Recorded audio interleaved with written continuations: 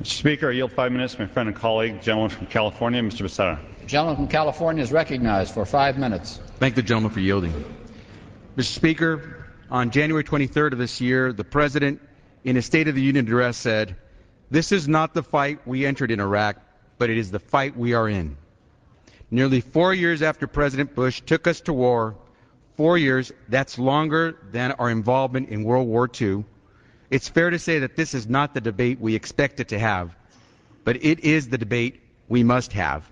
We owe it to our troops who have fought honorably and valiantly, and we owe it to the American people.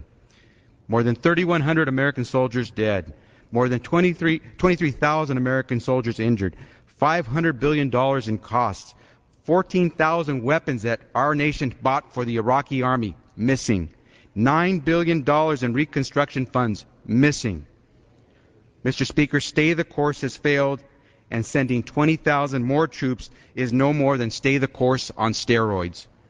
The American people would know this had the previous Republican Congresses exercised their oversight responsibilities to tell the American people what was going on. They would have known, for example, that we have already tried 3 previous troop surges, in each case between 17 to 21,000 troops. Have we seen the improvement? What are things like today? Where were the hearings to find out how those troop surges went? Where are the reports? Mr. Speaker, this is a debate long overdue. The truth is, Iraqis must take responsibility for their own future.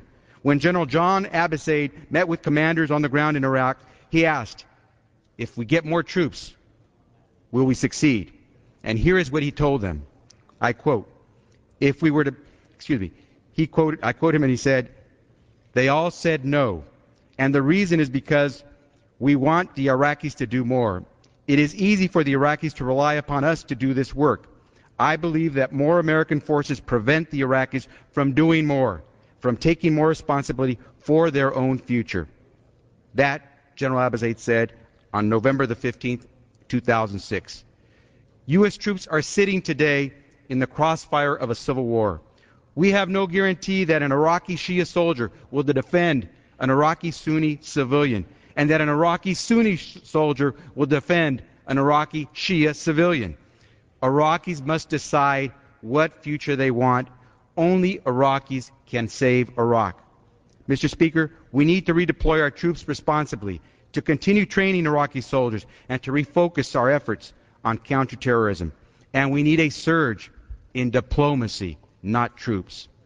The consequences of stay the course are real. Just yesterday, President Bush exhorted our allies to help us, not in Iraq, in Afghanistan. The U.S. is sending more troops and billions of dollars more. His words were telling yesterday.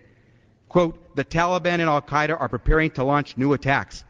New attacks. Our strategy is not to be on the defensive, but to go on the offense.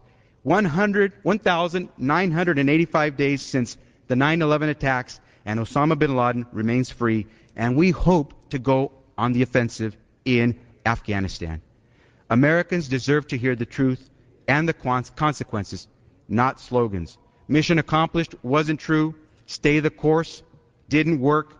And this new Congress will not be paralyzed by those who argue that we must stay the course in Iraq to support the troops. The troops didn't chart this course.